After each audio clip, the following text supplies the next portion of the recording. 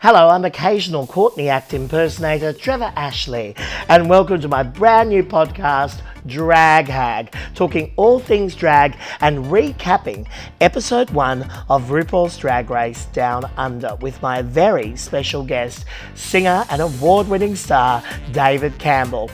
Plus, coming up at the end of the episode, an interview with the first eliminated queen. You're a drag hag, you're a drag hag, a bona fide first class, a drag hag, you're a drag hag, you're a drag hag, a bona fide mother-tucking first class, drag hag.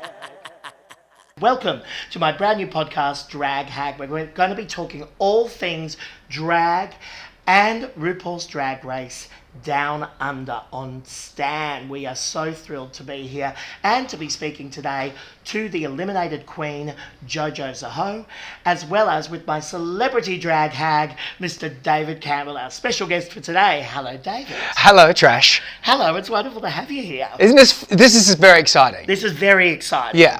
This is monumental. It is. It's a big week for drag in Australia. Yeah. Because I just think, we've been watching this particular juggernaut of a show for 13 years, and drag is such a part of Australia and the gay community here. It's a huge thing. There are drag queens on. We are here now recording on Oxford Street in Ginger. We're in the Mecca. We are. And, we have seen drag for so many years and so many venues. Who was the first drag queen you ever saw? So my grandmother raised me, and she was a Danny LaRue fan. So I don't know if that's officially drag, but that world is there. But my first ever drag queen I met, remember Hugh, who used to be on Wonderworld? Hugh Munro. Hugh Munro would have been my first drag, and it would have been, what was the place just down the road? The Albury. The Albury. The Albury Hotel. On stage at the Albury there. Yeah. So that was my first ever drag show, was Hugh Munro. He would do headstands. So I would watch him as a child on Wonderworld, and then go watch him do drag as an adult. Oh, that's fun, isn't it? He was awesome. I've worked with you. We used to do the Venus Room together in the double act. It was a nightmare. You never knew what was going to happen. And I'd be like, what are we doing this week? And he'd be like, we'll just work it out when we get there. We'll do it on stage. I'm like, I can't do that. We need to pick something, at least pick a song. But no, he wouldn't do that. Why do that? Why do that? Why make anyone feel comfortable? Now, have you yourself ever been put into drag? A little bit. When I performed at Mardi Gras with the original 78ers and Carlotta, yes, and Carlotta. I wasn't in drag, but they beat my face, if I can use some parlance. Right. They beat my face up, but I was kind of like kept my short hair, and then I had a beautiful gold suit made up, and we sang "I Am What I Am" with the originals, with the lay girls and all that stuff with Carlotta, which was just amazing and just such an honour. And it was something at 2:30 in the morning or whatever it was, and then I came off, and Olivia Newton-John was backstage, and we were all there. Fabulous. And it was pretty amazing. It was really one of the highlights of one of my careers. Yeah, I mean that is the thing about those big Mardi Gras parties. I think that if you've gotten to perform on that main stage, which I actually never have. I've never done Mardi Gras party. I've done the parade. I've hosted the parade. Mm-hmm. I've never been in a show at the party. That's I've outrageous. Watched them all. But I did stand next to Jonathan Groff and watch Cher. So that was pretty good, because it was just beautiful Jonathan Groff. Oh, he's so handsome. Oh, he is. And Cher on stage, and we're just there going wild. And that night was particularly special because it was the 40th anniversary of Mardi Gras. Mm-hmm. And there were so many celebrities. Normally the VIP room at Mardi Gras is sort of it's Bob Down and, Richard Reed might turn up. Yeah, exactly. And that's kind of it. It's no one. It's I'm the most famous person there, and I'm not famous. And that particular year on the 40th, I went into the VIP room and I almost died because there was everybody from Alan Joyce to Delta Goodrem to... I realised at one point I was standing in front of... Destiny's Child, what's her name? Beyonce? No, Michelle. Yeah. I was just like, this is crazy. I can't believe that everybody's here. And Olivia was there, and Danny Minogue was there, not Kylie though. Yeah, no. Olivia seems to always be there. She loves her. She loves it. Marsha was there. Now, so you haven't done official drag, but have you ever picked yourself a drag name? I have never picked myself a drag name, but I've been thinking about this. Yes. And so Lisa, my wife Lisa, and I have been talking about this a lot. I said, I'm really going to need help on this one. It's a lot of pressure. Trash has asked me for a drag name. She goes, and she came in last night. She said, I've got it. Aussie singer, but it's you and it's her. Vegan Washington. Ah, that's great. That's good. That's I love really Megan. good She's fantastic. Yeah, she's fabulous. We love Meg. We should get Meg on the show. You should get her on the show. Megan, I'm calling you now. So, yes, okay, darling, well, that's fabulous. But you've always had, I think your dad also has had a big affinity with drag queens. Very much so. He had Amelia Earhead often work with him in concert. He did. So they would tour with him during the Cold Chisel time when they rebooted that in 1999, 2000. I'm pretty sure they had some strippers on stage and drag queens too. So Amelia and Minnie Cooper and all those girls went with them. My dad's done Mardi Gras, I think maybe twice, I want to say. He's done Mighty Real there and some other song too. I can't remember, but I'm pretty sure he's done it twice. Full leather, blonde. Fantastic. And then he sang with me when I was doing my Shirley Bassey show. Exactly. Working Class Man. So it obviously... But I think that shows, something that we're going to talk about with Drag Race being so big now around the world. In Australia, it has evolved quickly to crossing over really in a big way. Yeah, absolutely. And Priscilla had a lot to do with that. And we had Priscilla and we had Barry Humphries, yes, of course, being Dame Edna. And I think that's when I first realised, sort of that it was drag and how fun it was. And then, seeing someone like Gina Riley and Jane Turner doing those fabulous drag characters they used to do. Yeah. Carlotta and Frantique on What a Drag. I loved Carlotta and Frantique. They were fantastic. I've forgotten about that sketch. Aren't they brilliant? Oh, it was so good. So, you are really officially a drag hag. You have known lots of drag queens over time. Absolutely. So, I feel you're very qualified to go on to our next segment, which is, of course, recapping RuPaul's Drag Race Down Under. So, you are a big fan of the RuPaul's Drag Race universe, because it is a proper universe. It is. It rivals the MCU now. Absolutely, it's like a Marvel, thing. It's amazing. So, who are your favourite RuPaul's girls? All time? Yeah. I loved Adore. Yep. There was something about Adore's fragility and sassiness which really appealed to me, and I think that was one of the first times that I saw as a viewer, just behind the curtain a little bit, someone really dropping their guard and showing their, talking about their own mental health and things like that, which I thought was really great. So I loved that, but I also thought she was sassy and fabulous and really great drag. Like personality. Absolutely. And aesthetic. And of course I am a comedy queen fan. Yeah, obviously. So, you go to Bob the Drag Queen, all the sort of, anyone like that, all the Lawrence Cheneys and stuff like that, they're the real sort of entry-level drag for a lot of viewers at home, I think, to get in there. But then, I'm a fan of a lot of them, but Adore was the one who really got me in and was really took my heart early. That was your gateway drug. No, she was my gateway. Yeah, good. And who are your favourite girls, like Sydney girls, who have not been on RuPaul's Drag Race? You. Me. You. I think you are the one that would be like, I'd give anything to see you do Liza on Snatch Game. Just anything. I just think I want that episode. Someone has to do it properly. I think Minnie. I think I'd love to see some of the classic drags. Those girls who've been around for such a long time, who've really nurtured a lot of the talent coming up as well. Yeah, absolutely. So that's what I'd like to see. Fabulous. Q, I'm not so sure about. Maybe not now. Maybe when he was on one. Yeah, maybe then. Okay, so we have just watched the episode. How did you feel first seeing, the episode, and just at the beginning of it? So often when you sit there and you're watching the queens come into the workroom, I think that's really, all the establishment of that was really, it can be very exciting. You're wondering who's going to come through the door next. But I often don't laugh as much until the comedy queen comes through. Yes. I was laughing from Art Simone onwards. I found it was one of the funniest openings we've had for a long time. So funny. It was really great, and everybody came through and really had distinct personalities, catchphrases that either bombed and didn't matter because everybody on the side, it's so Aussie. Everybody on the side was just cutting them down or talking under their breath like, that wig's so thirsty. Why is she dressed like a cockroach? The wig! So the thirsty wig! Oh Let's talk about that first. Okay, well, She comes Bless. in, Electra walks into the room, and you've got Art Simone and Maxi Shield sitting there, and you know both those girls know each other. They've worked together, and so the first thing they're just like, look at that move.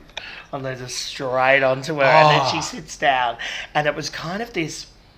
Electra had no idea who those other two are, and they're big legends. Yeah, they are. So for her not to know was quite.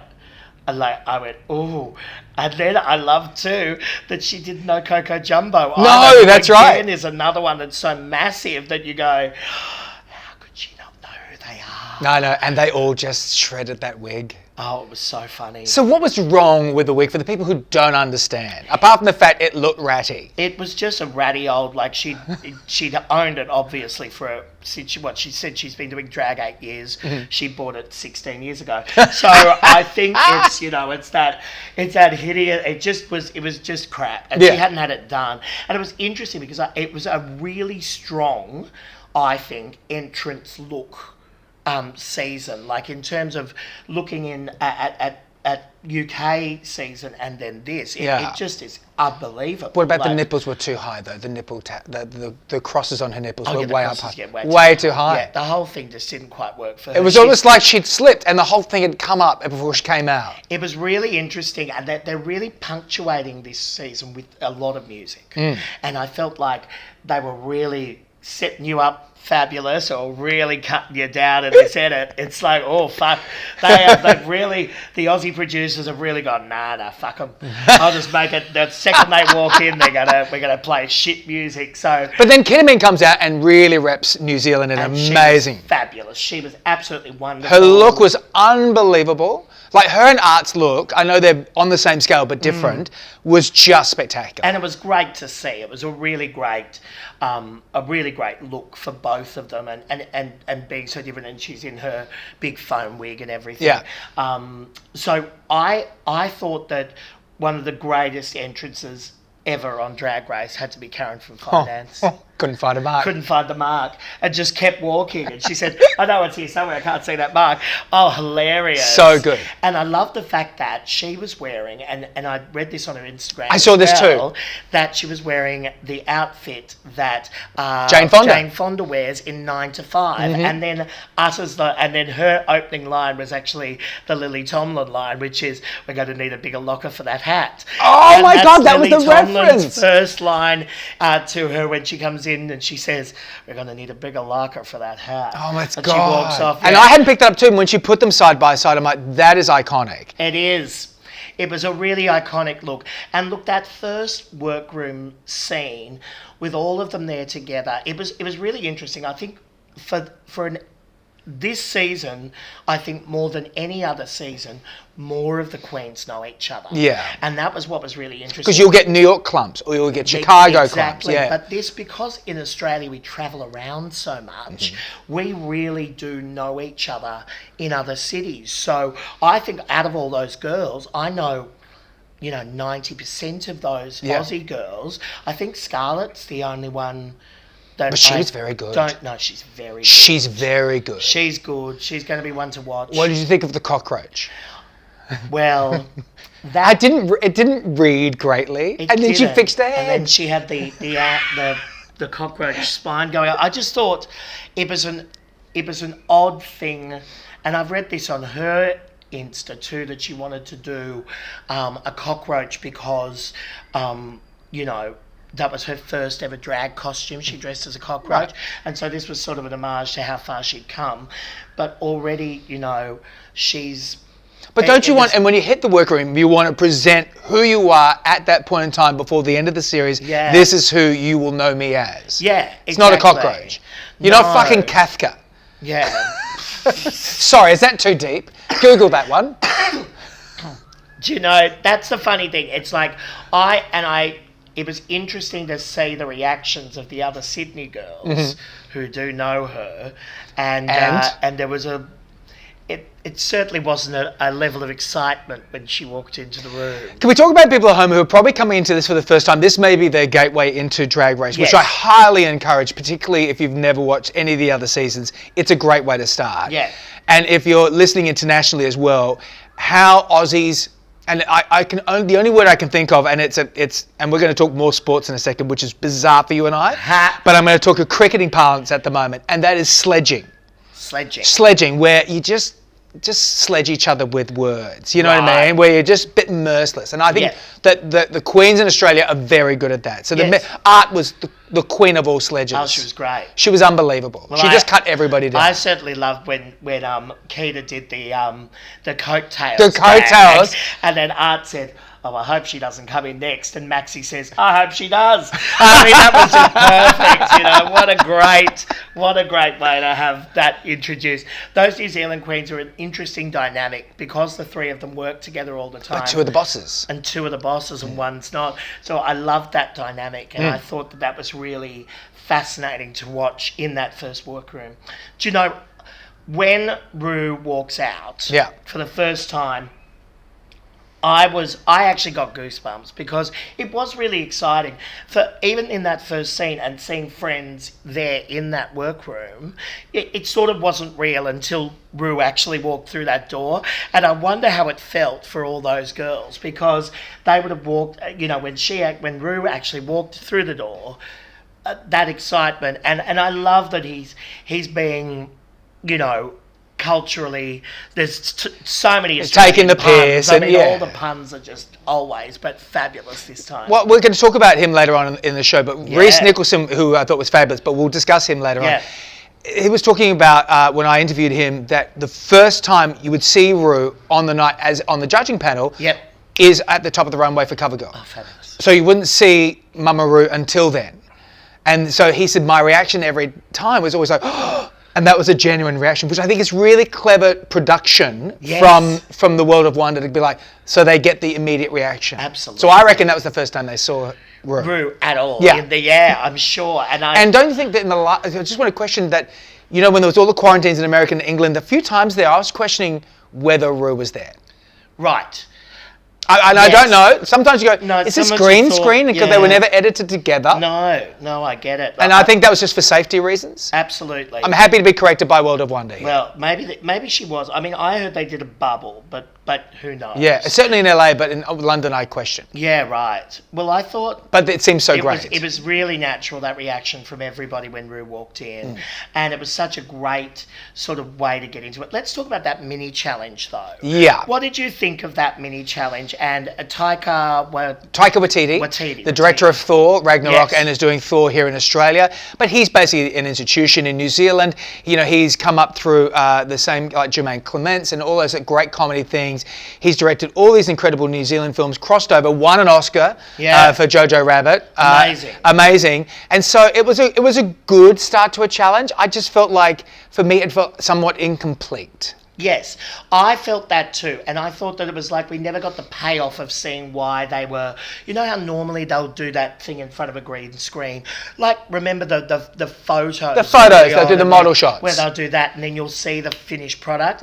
We just never really saw what that finished product was, and it was really evident that Taika wasn't there in the room, but they kept sort of cutting. I mean, he was supposedly crossing over, but he wasn't reacting properly. It was odd. I felt like they could have left him out of that segment, just had him introduce it, and then they do Well, he's a huge star. Just to have that is massive. Absolutely, and I think that's all they needed. I didn't think they needed him to be in the challenge, but it was an odd challenge. Did you think the right person won the challenge? No. And it was interesting that she did. I think that because... She did very well. She was, you know. I actually thought Art or Karen kind of could have won that. I thought Art was really funny when she walked in, especially with her, her little quips to the pit crew of saying, "Oh, it's dinner and snack." My two favourite things. So it was great. I loved all of that. The pit crew were gorgeous. Absolutely. Love the pit crew. But let's move on to main stage, to the Maxi challenge this week, which of course was the Getting to Know You Ball. Now, the Getting to Know You Ball had two challenges this week, which was Born Naked, and the second one was Hometown Eleganza, wasn't it? And so they really had to do it, which we've seen the Hometown Eleganza, in lots of seasons of Drag Race. Born Naked, I wasn't I wasn't sold on that as a concept. I didn't feel like that should have been the first runway that we had. No, I don't know. I don't know why it sets it up. I don't know how that sets up for Michelle, who doesn't know a lot of these queens, Rhys, who's being introduced to a lot of these queens, and for basically Mama Ru as RuPaul, Yes. as we know, because the makeup didn't come through customs. That seems, what happened there? That is like that's a gag. So I mean, if you were RuPaul and your makeup suitcase hadn't shown? Well, Raven's obviously. Ru doesn't own any makeup. What are we talking about? So Raven's suitcase obviously didn't come through, and you're like, well, just go to Mac and buy it all again. Like, you've got enough money, Ru. Really? Yeah. You can't get these. But I guess it's the wigs and everything too. Well, maybe it was the wigs. Maybe it was. But then she does say, I'm going to be like this.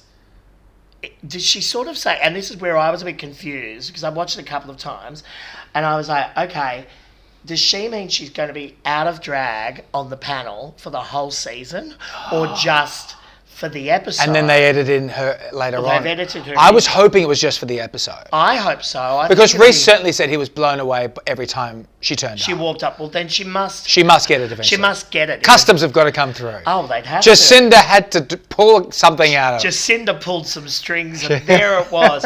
And they were on RuPaul's face. So let's Well, who did you like the most in Born Naked?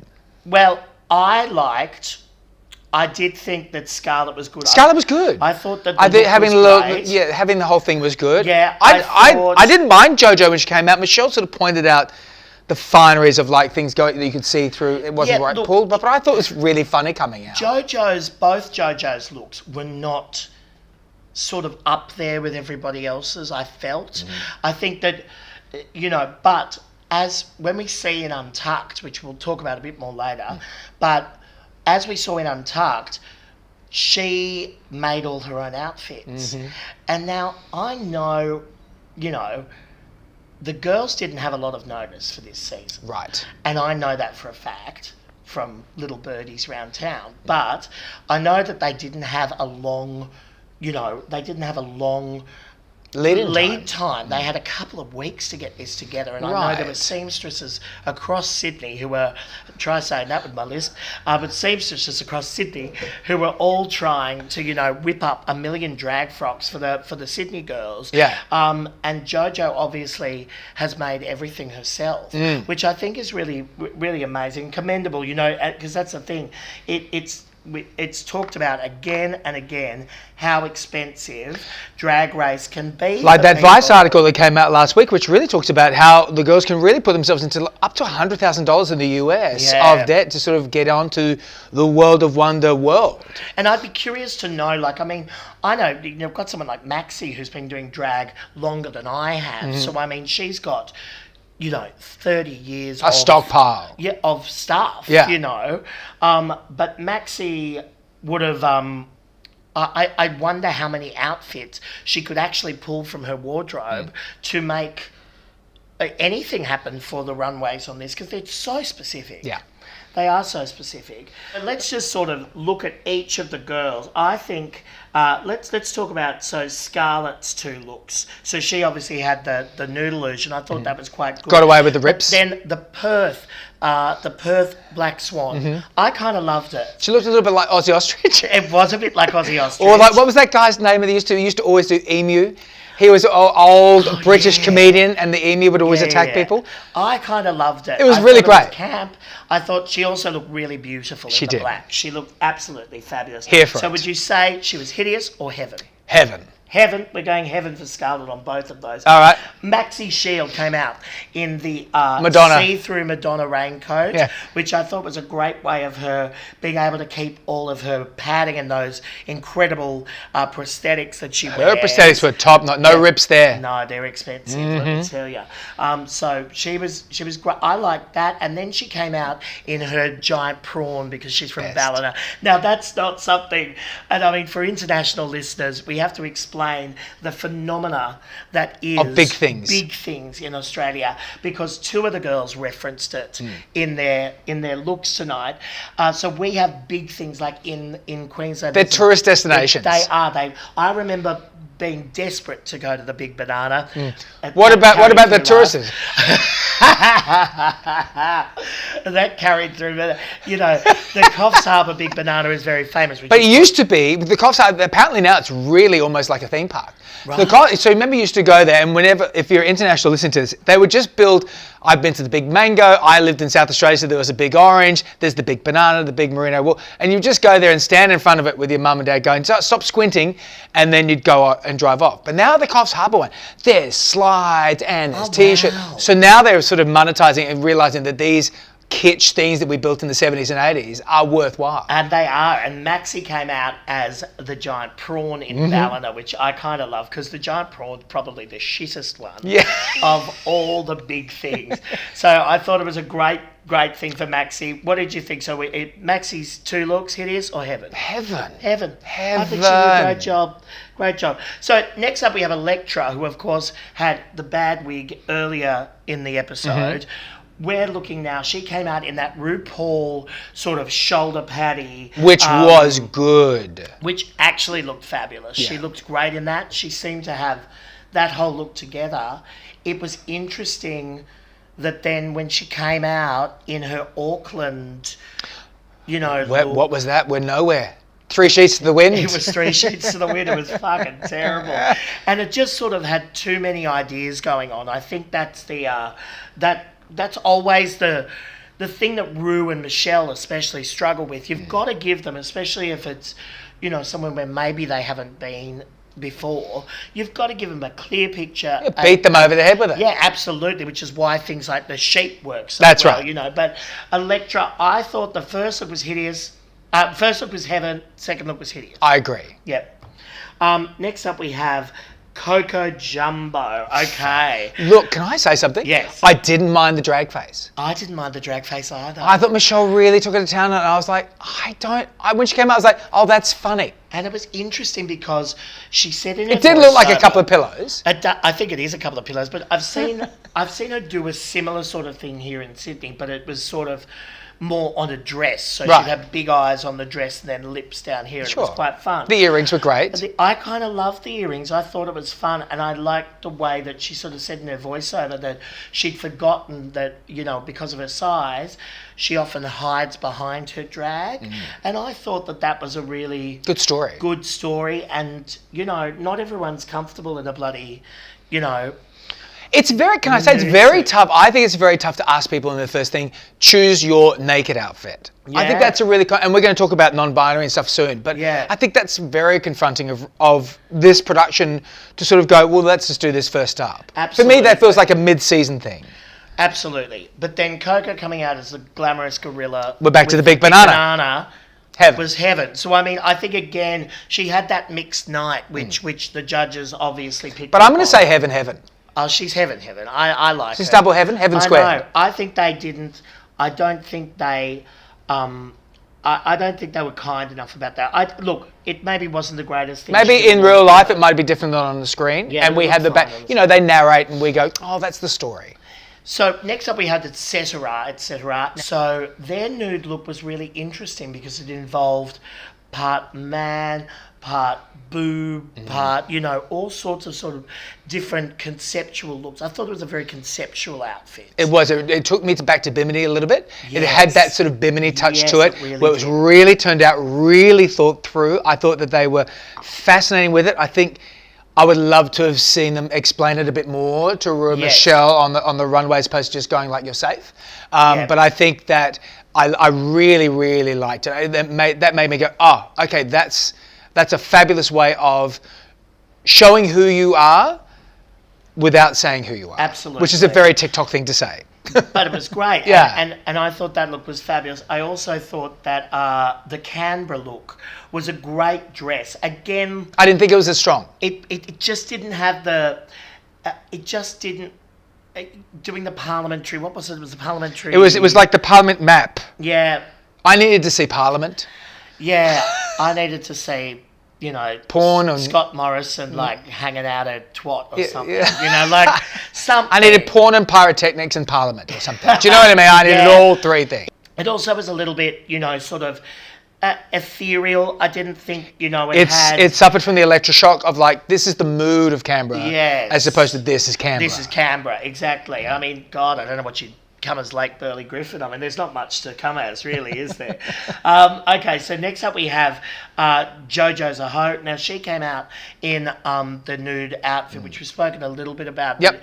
Not greatly executed, but I did feel, and I liked it. When I noted down, she was brave. I thought she was very brave. That's not something for everyone to do, and she was probably, out of everyone, almost the most actual nude, because everyone else was sort of covered in a lot of layers and lots of sort of nude illusion-y stuff.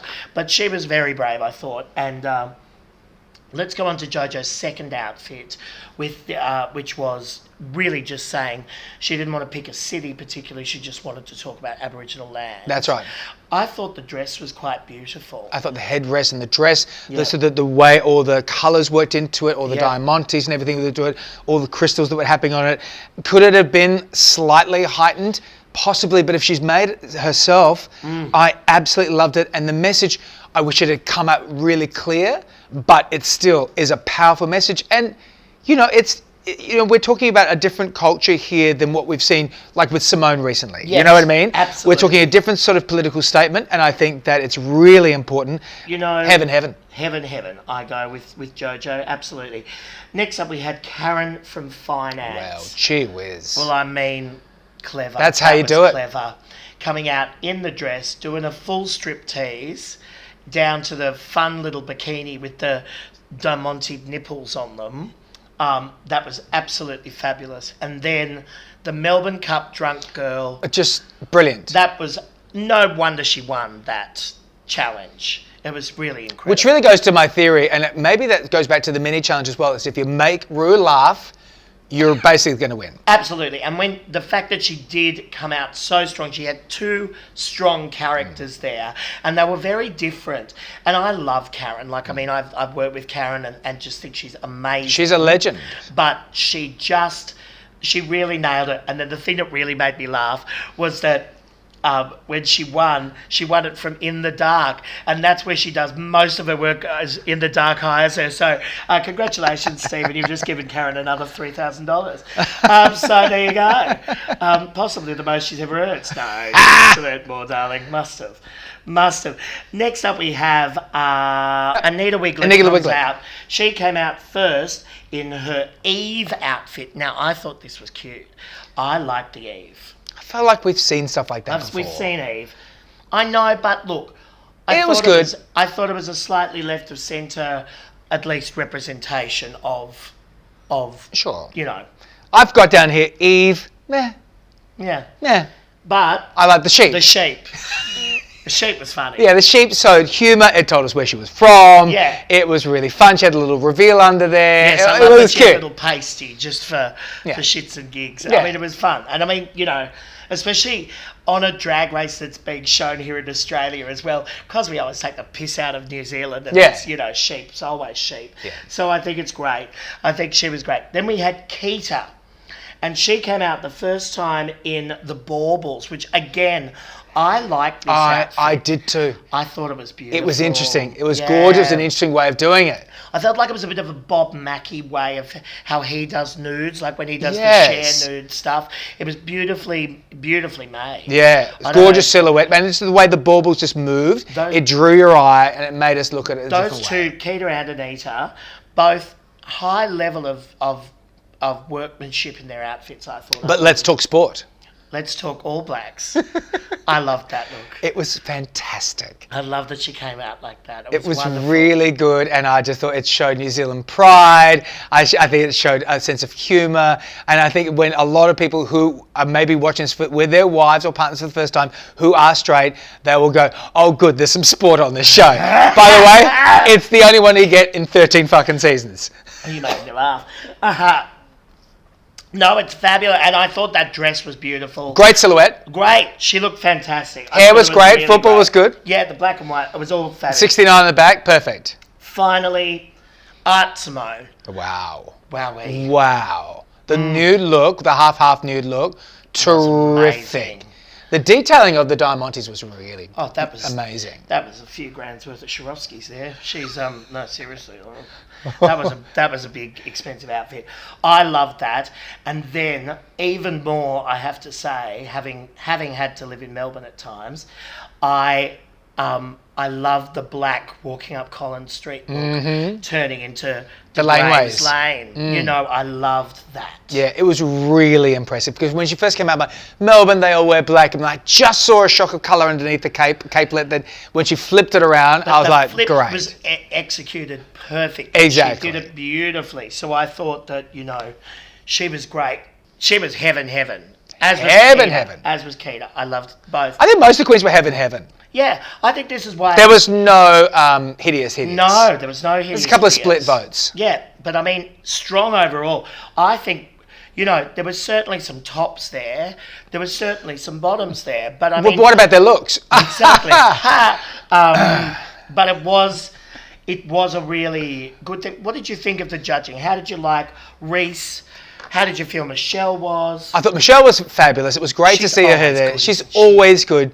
I mean, could we fangirl over Michelle even more?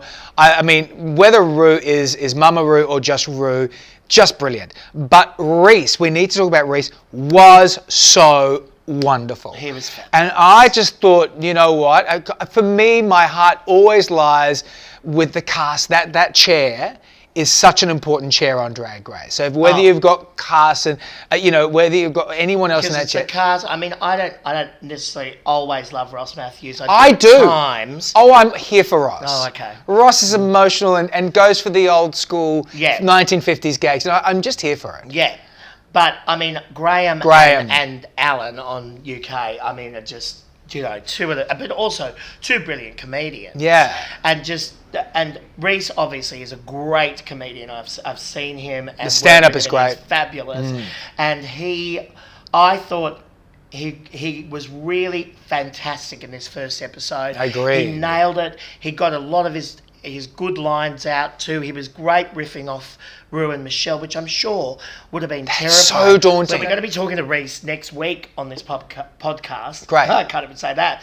But Rhys was just, I thought, sensational. Absolutely. I thought he just really nailed it. And he must have been nervous because, I mean, that first time doing runway critiques and trying to get those one-liners in, I'm sure that would have been very daunting next to, you know, Ru and Michelle. Ru and Michelle, who are just doing their thing. Used to it. Mounter, I hardly know, and all the shorthand they've got to have to chime in from the outside on your first season and fit in and make them both laugh. Brilliant. I liked especially Michelle. This reminds me of you.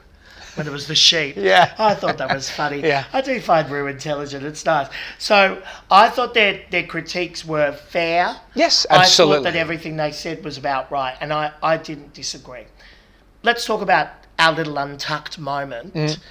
How did you feel about Untucked? I felt that, first of all, that's what we're going to get now. This feels like we're going to have that moment. Yeah. So this is going to be Untucked for the season, just like England. But I really do feel for Jojo in Untucked. I feel like she's so aware that she's going to have to really work her ass off. And I think she might have been a little bit thrown by the wig, at the back of her head and all that sort of stuff.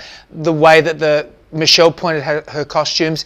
It was a tough read on her. Yeah. And I felt that was a tough read in the first week as well. For someone who's put their heritage and life on the line. And so I felt like in front of the judge. Yeah, and so that confidence that we saw all the way from the beginning of the episode where she was just herself and this is who I am, told the story, told great gags in the first maybe 20 minutes when everyone's coming into the workroom. Absolutely. It was one of her and Art Simone were the stars of that. I have to say Jojo's confessionals are great too. She had great lines. She was really entertaining. So then to see her really on the back foot, on the back heel, was kind of like, I got stressed. I thought too, it was interesting to see how they're sort of starting to set someone up, and I felt like Coco is being set up as Miss Congeniality already. Yeah.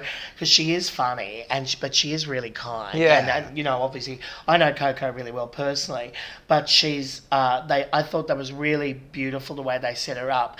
And it's interesting that we're really starting to position it, set her as a villain already. It's like bang bang, the two Sydney girls. Yeah, that's on right. the opposite ends of the spectrum. It was really interesting. So then we go on to the lip sync and the bottom two. So we had Jojo Zaho going against Electra Shock with a classic Bee Gees tragedy, which I loved as a choice, and I'm looking forward to highlighting. I'm crossing fingers for some Tina Arena. Oh, they will have to do change this season. Otherwise, why are we here? And Olivia Newton-John, we need a Xanadu or a physical. That'd be fabulous. Yeah. Or even a Hopelessly Devoted. I'd love a Hopelessly Devoted. Well, they have done a lot more ballads this last few years as well, which is good. Really like, because I think they're better numbers for the girls to perform. This one was, I think, a great number to start Down Under with. Yeah, because it spreads Australia to the world. And everyone knows that song. Yeah. It's a brilliant song. Let's talk about the performances. Okay, so then Jojo then starts to not turn out as much. And you can see that Electra's like, I'm going to do every single drop split. I'm going to do everything I can. And what was the turn drop split that she did at one stage? That Rue was like, almost blew her glasses off. When she said at the beginning of the show, I'm a dancer, I always go, you know, are you? And then to this one, no, she was a dancer. She was a dancer, and she were limber. She's got legs akimbo everywhere. So I really started to worry about Jojo in that, she's trying to just get ahead of this queen who's just flying around everywhere. I do love it when they're trying to stand in front of each other, then another one standing in front of each other. They did a nice gag, those gags of the I'm standing in front of you and then I'm pushing you out the way. Which I wish the Americans would do more, but the Australians and Brits do it really well. I know, and I quite love the fact that that's sort of just one of our go-tos. Yeah, it's very musical. It's camp, and it's, I really enjoyed that.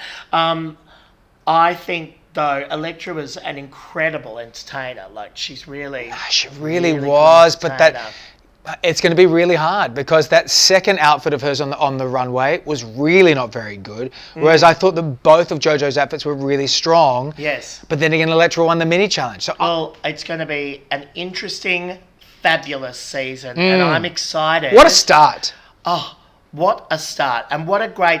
I had a lot of pride in this episode to have all these girls who are, a lot of them, who are my sister girls from town, be so fantastic, and to show how high a quality Australian drag really is, and New Zealand drag, pardon me, but for us obviously there's a huge pride here in Australia, and this show is going to be huge. I think so. Feel it. I can feel that the show's going to be huge. Hearing everybody talking about it all day yesterday, it's going to be huge. You hosted last night the first ever viewing party. A night before the episode aired. How did you find it? It was electric. The camp thing was, look, Rhys was very generous. He's filming in Canada at the moment for Netflix. And he introduced me and said, hey, we've got a straight guy hosting. Don't worry, he's okay. Which I thought was really lovely in Canada. So the audience was so great. You're the diverse pick for the show. I'm basically the minority. You're the minority. I was the minority in the room and happy to be there and represent. But, Tyke was there and it was really great. We'd set up the whole studio, the Opera House was set up as the final runway, which was great. All the Aussie queens were there. They were also on our show yesterday morning too, which was great. They dressed up Carl in drag and it was really fun. And then they came on with us. It was really, really great. They've done TikToks. It's fun. But last night was so electric. And I mean, from my perspective, as someone who's watched all the seasons now and loved them and loved the whole world that we're in, the universe, to get up there and they've written out all of Rue's lines for me to use. So I could say things. Can I get an amen in here? I mean, it's the only opportunity I'm going to get. And the audience were generous enough to go with that. But we had the pit crew there, which got, can you imagine? Yeah, fabulous. It was fabulous. So we got to speak to all the queens and get their sort of insight into it and how much they're loving it, but they can't reveal too much of what they're doing, but it was really great. And you can sense from that, and I feel for this season, the potential that this is going to do for the franchise what England did. Yes. Which sort of reminds people that there are different sorts of drag out there. It could be funny, different countries that bring something new to it, which then revitalizes the American version. And I think so, and I feel that we saw that in season 13 this year, in that it felt fresher again. It did. Because Rue had gone off and done the British one, and I just think that, you know, the UK drag queens They were are so lovely to each other. entertaining and they're so great. And I thought, you know, But they're less bitchy. They're nicer to each other. And I think They we are lost nicer. that. We did lose until that. this last season, season 13. Yeah, and look, I love that. There's a lot of cuntiness between the Aussie queens, but it's that very it's on much side. that Australian. But you know, I will be curious to see how it continues on with etc. though, because there's an obviously. You're setting up the drama, Mama. I think so. I'm here for it. I'm looking forward to it. Thank you so much, David, for being part of it. It's been an absolute thrill. Thank you for having me. Yay! Yay! Drag hag, I'm a drag hag. So, Jojo Zaho, how does it feel to be the first girl out in RuPaul's Drag Race Down Under? Oh, freedom at last. Now I can eat carbs again. No, it feels great. You know, there's something to be said to be the first Aussie pork chop, and you know everything's got a silver lining. So I'm at peace with it now. That's good. I mean, it would have been a whirlwind, really, because I know you girls went into quarantine in New Zealand, came out, and basically started straight away. Is that right? Yeah. So it was 2 weeks quarantine, and then from one hotel to the next hotel in a lockdown, and then the show started. Yeah, that's nuts, isn't it? Like the 2 weeks quarantine, I'm like, all right, this is dragging on, and then we get on set, and it's just bang, bang, bang, bang, bang, like very quick. Did you have any looks that you were really excited about coming up that you're disappointed you weren't going to show? So the two main looks that I was excited to show, I actually got to. Yes. And those two, they both told a story. The message was close to my heart, and it was those two that I was really excited to wear on the runway. Obviously, you know, if I could go back, I'd change a few little things. Nothing too major, but those two were the main ones that I was excited to show, and I was lucky that I got to show both of them one after the other. So it kind of told a story of pre-colonization and post-colonization, which was important. I think, especially for me, that second dress was so incredible and just gave such a strong message. It was so fabulous to have that included in the series so early. Were you proud of that moment? Absolutely. It was walking down the runway in that, the whole time I was like, all right, we've practiced this, we know what to do, slightly turn, pop the Velcro, lift it up. And then as I lifted up, I just remember, like, I started getting a bit teary. I'm like, holy crap, I'm wearing this dress and I'm holding it up on the main stage and the message behind it. And I'm like, this is just one of those moments that I'm never going to forget. That's amazing. And look, I don't think Australia will forget that either, I have to say. I hope not. I think that was a really, really great thing. And I know a lot of people are going to be sorry to see you go so early. Yeah. Now, let me ask you, obviously, I felt when watching the entrance into the workroom, just how many girls knew each other. Did you know, how many of the girls did you know or had worked with before? So I'd worked with Kittamine and Anita Wigler before at the Broken Heel Festival. I've worked with Art and Karen at the Broken Hill Festival as well. Art I worked with a fair bit, more than the others. And etc., who runs entertainment for the Imperial, I work with her quite a lot. So it was definitely fun. Like the fact that we all know each other was like, hey girl, how have you been? Like it's been a minute. So yeah, it was very. I was very lucky to be put in a cast of girls where I know most of them. So it's less intimidating and you're with friends and we're all very supportive of each other. Absolutely. I think that was one of the things I certainly felt from the episode was how, everyone was sort of ribbing each other like old friends. And it was quite a wonderful thing to see that and to see how well that translated onto screen and to see you all sort of hanging out like you did.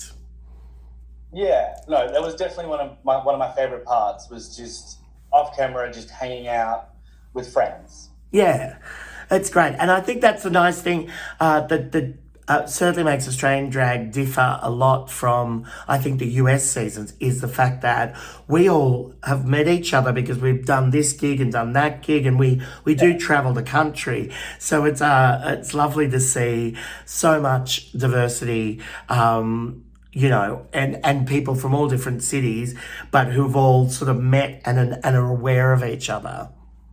Exactly, and that's one of the things I always found confusing with a lot of the American seasons. I'm like, oh, how are you? What's your name? Where do you perform? For me, you know, Aussie drag, because we're so close, we all know each other. We either follow each other or we work with each other. It's so weird to see queens over there that don't know that each other exists, and I think that's testament to just how close the Aussie drag community is. We either know each other, know of each other, or have worked with each other. Like, yeah, it's such a close community. You know, obviously, you know, not everyone knows each other, but it's like one of those 6 degrees of separation for everyone. Absolutely. Now, what did you hope people would take away from watching you on the show? I think the main message would be to the queer Indigenous community. You know, I hope that they see me up there being 100% myself, and they can take away from that, okay, I don't need to focus on being one or the other. I can blend both my worlds together, and not care what anyone thinks about it. I think the other message for the wider Australia audience, wider Australian audience would be that, you know, Indigenous drag is, you know, starting to make a name for itself. There are plenty of Indigenous queens out there. Although the community may be small, we're just as close and as much of a powerhouse as every other drag community. Yeah, absolutely. Is there anywhere that you're going to be performing soon that people will be able to come and see you live? Well, I'm performing at the Ivy on Saturday night, or technically Sunday. You can catch me at 1 a.m. and 2 a.m. Fabulous. And I perform quite a lot at the Imperial in Sydney, so I'm always down here performing there. It's like a home away from home. Fabulous. Well, get down and see Jojo at the Ivy tonight, it will be. So that'll be very, very exciting. And do you have any regrets about your time, what you've done on the show so far? Well, you know, obviously I regret going home first. No, I'm very proud of what I got to present. You know, I came in with a very clear message, and I'm very fortunate enough to have been able to showcase the core of that message within one episode. So, no real regrets apart from coming home first. I was definitely looking forward to Snatch Game. Am I allowed to ask who you were going to be, or can I not ask that? No, you can ask. So my Snatch Game was Ernie Dingo. Oh, heaven! I wish we'd have seen that. Yeah, well, look, hopefully they Shangela the hell out of me, pull me out of a box for season 2, and I can do it then. That'd be nice. That'd be fabulous. You really deserve it. Let's just talk about that lip sync. How were you feeling about that particular song? Were you confident with that song? Not really, because I didn't quite know what to do with that song. It's not something that I felt like I could do like massive tricks in or anything like that. So with that song, my plan, I guess, going into it was just to be silly, campy, have fun with it, pull weird faces, and just try my best to make the judges and the audience laugh as much as I could. And it was going great, and then Electra got behind me, and then all of a sudden I heard like a thud. I'm like, oh, this bitch has just done a death drop. Wonderful. Oh, how can I compete against that? I'm like, well, look, if I'm going home, I'm at least going to enjoy the rest of this song and have some fun with it. I'm on the main stage performing for RuPaul, Rhys Nicholson, and Michelle Visage. So, I've got a few more quick fire questions for you. This is going to be a bit like inside the actor's studio, except it's inside the drag queen's box. So I'm just going to ask you a whole bunch of really quick questions, okay? All right. And just say the first thing that comes to mind? First thing that comes to mind, all right? Okay, All right. so what is your favourite word? Can I say it? Is this PG? Go for gold, Dale. Shitterous. Shitterous. What's your least favourite word? Fun. What was that, darling? Phonetically, it's fun. It is. What's your least favourite word? Damp. What It's up there with moist. what turns you on? Jack Daniels and pizza and my partner. What turns you off? What turns me off?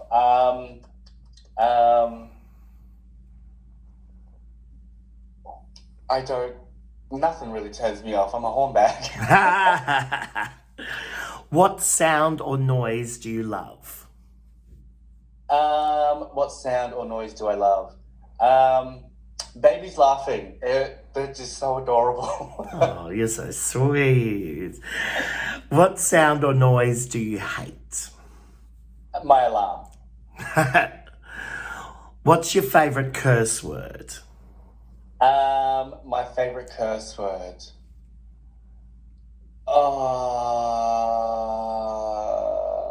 I have so many. I'd have to go with the big C. Fabulous. What profession other than drag would you like to attempt? I was planning on being a teacher, primary school. Great. What profession other than drag would you not like to do? Cleaning porta potties.